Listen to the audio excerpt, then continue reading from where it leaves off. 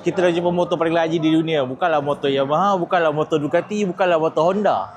Tapi adalah motor apa benda ni? Inilah Benda 100 kosong kita 100 dalam masa 3.7 second je. Maximum torque 100 Nm of torque.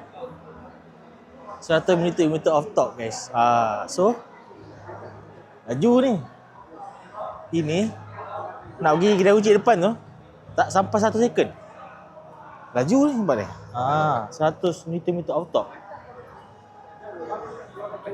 Motor paling laju lah. Paling pick up di dunia. Tengok dia punya piping tepi lah. Dia jangan main-main. Engine sampai terkeluar. Kau kata apa benda. Kau tengok sendiri dia punya arm dia. Dia punya ni.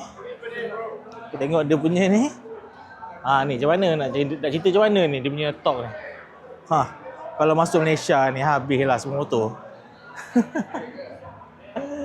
Memang habis. Benda Benda apa Benda ke dah laju tak jadi Benda dah lah.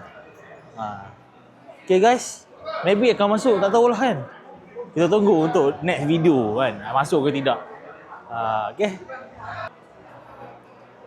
Jahat.